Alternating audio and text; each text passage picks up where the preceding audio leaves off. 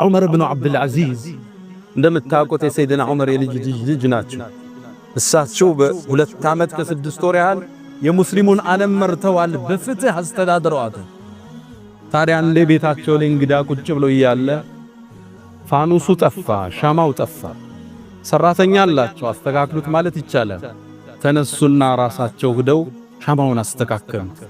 እንግዶች አገልጋዮቻቸው ደነገጡ። እርሶ የምእመናን መሪ ሆይ አሉ። እኛ እኮ እናስተካክለው ነበር አሏቸው። እሳቸው አንድ መልስ መለሱ።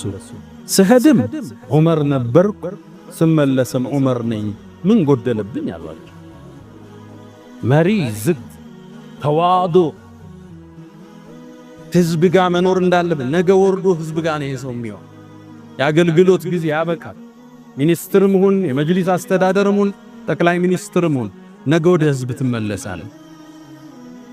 እናታችን አይሻ ረዲየላሁ ተዓላ አንሃ ለዛ ነው ተግፈሉና አፍዶል العباده እናንተ እኮ በላጭ የሆነውን ዒባዳ በላጭ የሆነውን አምልኮ ትዘነጋላችሁ አለች። ምንድነው እሱ አሏት? አተዋዱዕ ዝቅ ማለት፣ ህዝብ ጋር መኖር፣ በሻሻፊት ማሳየት፣ ሰላምታህን ማስተካከል፣ ህዝብ ዘንድ ከፍ ያልኩ ነኝ ብለህ አለመኩራራት፣ መሪ ነኝ ብለህ አለመኮፈስ፣ ዝቅ አብረህ መሬት መውረድ። ተግፈሉን ይህን ትዘነጋላችሁ አለች እናታችን አይሻ። ሰይድና ዑመር ረዲየላሁ ተዓላ አንሁ በፍትህ ያስተዳደሩ፣ ህዝብ ጋር የኖሩ፣ የተለየ ስታተስ ያልነበራቸው ሰው ናቸው።